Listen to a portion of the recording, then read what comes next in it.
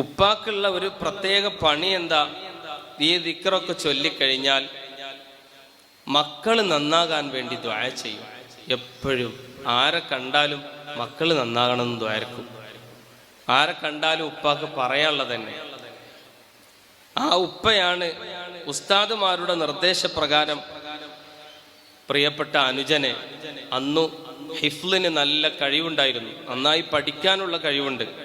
അപ്പോൾ മദ്രസയിലെ ഉസ്താദുമാർ നിർദ്ദേശം നൽകി. നമ്മുടെ നാട്ടിലുണ്ടാകും മദ്രസയിലെ ഉസ്താദുമാർ നമ്മുടെ കുട്ടികളുടെ ഭാവി കണ്ട് അവർ സംസാരിക്കും.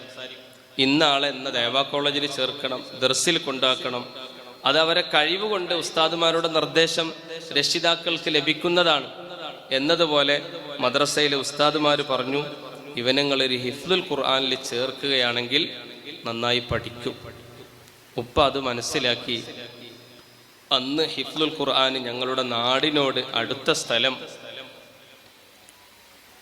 പട്ടിക്കാട് ജാമിയ നൂരിയയുടെ കീഴിലുള്ള ഒരു ഹിഫ്ലുൽ ഖുർആൻ, മദ്രസത്തുൽ ഹുഫാൽ എന്ന് പറഞ്ഞിട്ട്, അവിടെ ഹിഫ്ലിന് ചേർത്തു. അവിടുന്ന് നന്നായി പഠിച്ചു. 1 വർഷം കൊണ്ട് ഹിഫ്ല്, 1.5 വർഷം കൊണ്ട് ഹിഫ്ല് പൂർത്തിയാക്കി. ബാക്കി 6 മാസം കൊണ്ട് അതിൻ്റെ ദൗറയും പൂർത്തിയാക്കി. അങ്ങനെ ഹാഫിളായി സനദ് വാങ്ങി പഠിച്ചിറങ്ങി. പിന്നീട് പഠിച്ചത് തറയിട്ടാൽ ഉസ്താദിന്റെ കീഴിലാണ്. പ്രധാനമായി തറയിട്ടാൽ ഉസ്താദാണ് അനുജനെ വളർത്തുന്നതിൽ പ്രധാന പങ്ക് വഹിച്ചത്. അതിനു കാരണം മദ്രസത്തുൽ ഹുഫാലിൽ നിന്ന് പുറത്തിറങ്ങിയപ്പോൾ അവിടുത്തെ ഖാദിർ ഉസ്താദിന്റെ ഒരു നിർദ്ദേശം ഉണ്ടായിരുന്നു, മോന് എവിടെങ്കിലും റമളാനിന് ഖത്തം തീർക്കുന്ന പള്ളി കിട്ടുകയാണെങ്കിൽ അത് ഏൽക്കണട്ടോ. ഒരു റമളാനിന് ഒരു ഹാഫിള് ഒരു ഖത്തം തീർക്കുന്ന പള്ളി കിട്ടിയാൽ തറാവീഹി നിസ്കരിക്കുമ്പോൾ ഒരു ദിവസം ഒരു ജുസ് ഓതും. അങ്ങനെ 30 ദിവസം കൊണ്ട് ഒരു ഖത്മ് തീരും. ഇങ്ങനെയാണല്ലോ തറാവീഹി നിസ്കാരത്തിന്റെ അഫ്ളലായ രൂപം. അപ്പൊ അത് ഈ ഒരു ആഗ്രഹം തറയിട്ടാൽ ഉസ്താദിനോട് പറഞ്ഞു. തറയിട്ടാൽ ഉസ്താദ് അത് സാധിപ്പിച്ചു കൊടുത്തു. എങ്ങനെ? ആ സമയത്താണ് നമ്മുടെ കൊണ്ടോട്ടിയിൽ മസ്ജിദുൽ ഫത്ഹ് നിർമ്മിക്കപ്പെടുന്നത്. മസ്ജിദുൽ ഫത്ഹ് നിർമ്മാണത്തിലിരിക്കുകയാണ്. അപ്പോൾ ഉസ്താദ് പറഞ്ഞു, ഈ വർഷം ഫത്ഹ് ഉദ്ഘാടനം ചെയ്തു കഴിഞ്ഞാൽ നിങ്ങൾ അവിടെ ഇമാമത്ത് നിൽക്കണം. ഞാൻ ആ പള്ളി കമ്മിറ്റിയിലുണ്ട്, ഞാനത് ഏർപ്പാട് ചെയ്യാം. അങ്ങനെ മസ്ജിദുൽ ഫത്ഹിലാണ് ആദ്യത്തെ ഈ ഹിഫ്ലിനുള്ള അവസരം കിട്ടിയത്. ഖത്മ് പൂർത്തിയാക്കി തറാവീഹി നിസ്കാരത്തിനുള്ള അവസരം കിട്ടി. അതോടുകൂടെ പരിശുദ്ധ ഖുർആനിന്റെ ഒരു ഹിഫ്ല് ക്ലിയർ പ്രിയപ്പെട്ട അനുജന് ലഭിച്ചു.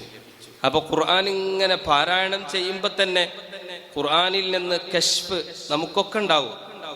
അത് സാധാരണക്കാർക്കുണ്ടാവും, ഖുർആൻ അറിയാത്തവർക്കുണ്ടാകും, ഖുർആൻ അർത്ഥറിയാത്തവർക്കുണ്ടാവും. ഖുർആൻ പാരായണം ചെയ്യുന്ന സമയത്ത് ഖുർആനിന്റെ ഒരു സഹായം, ഖുർആനിന്റെ ഒരു തിരുനോട്ടം ആർക്കു ലഭിക്കും.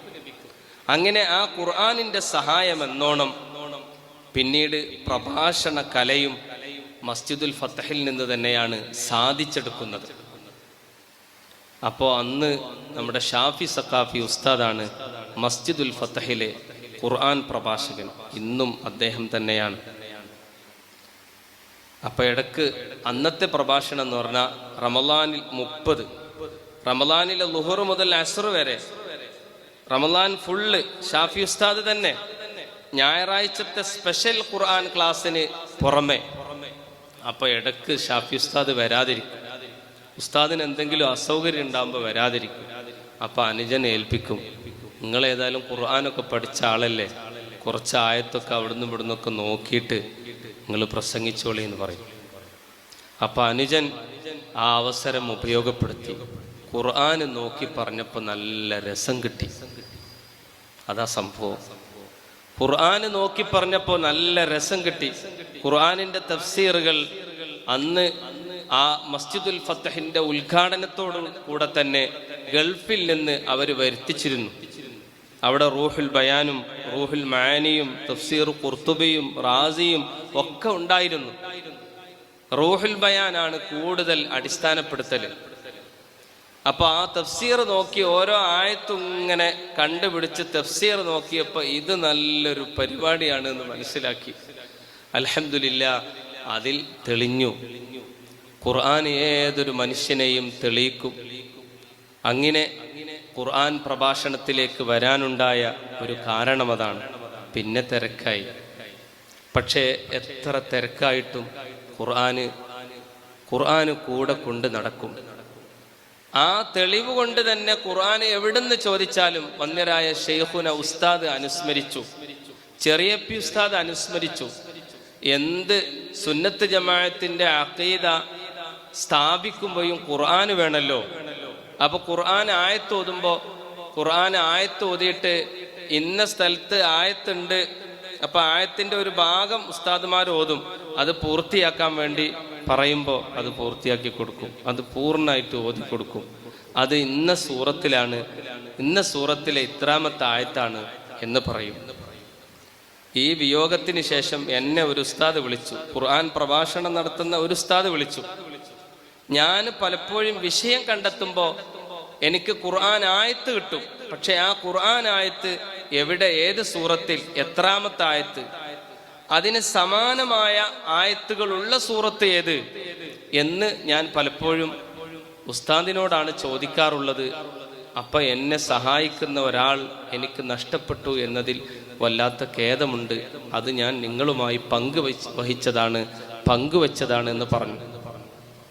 അപ്പൊ പരിശുദ്ധ ഖുർആനാണ് പ്രിയപ്പെട്ട എൻ്റെ കൂട്ടുകാരനെ, നമ്മുടെയൊക്കെ ഉസ്താദായ സഖാഫിയെ ഉയർത്തിയത്, വളർത്തിയത് എന്നാണ് എനിക്കൊരു സന്ദേശമായി, ഒരു സന്തോഷമായി നിങ്ങളുമായി പങ്കുവെക്കാനുള്ളത്.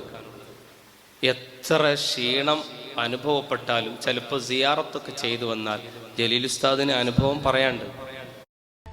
पाएं पर्सनल लोन 10 लाख तक इंडिया के सबसे पसंदीदा ऐप मनी व्यू के साथ 2 मिनट में। സിയാറത്തൊക്കെ ചെയ്തു വന്നാലും ഇനി സുബൈക്ക് ശേഷം കുറച്ച് സമയമല്ലുള്ളൂ. അപ്പൊ ഇന്ന് ഓതാനുള്ള ഔറാദ് ഖുർആനാണല്ലോ ഒരു മനുഷ്യന്റെ ഏറ്റവും വലിയ വിറുദ്. അല്ലാത്ത വിറുദുകളൊക്കെ ഉണ്ട്, ഖുർആനിനേക്കാൾ ഒരു വലിയ വിറുദ് വേറെയില്ല. അപ്പൊ ആ വിറുദ് ഇന്ന് പൂർത്തിയാക്കാൻ സാധിച്ചിട്ടില്ലെങ്കിൽ അത് പൂർത്തിയാക്കും. അല്ലാഹു സുബ്ഹാനഹു വ തആല അവിടുത്തെ ആഖിറം വെളിച്ചമാക്കി കൊടുക്കട്ടെ. നിങ്ങളൊക്കെ നന്നായി ദുആ ചെയ്യണം. ഞങ്ങൾ വല്ലാത്ത പ്രയാസത്തിലാണ്, ദുഃഖത്തിലാണ്.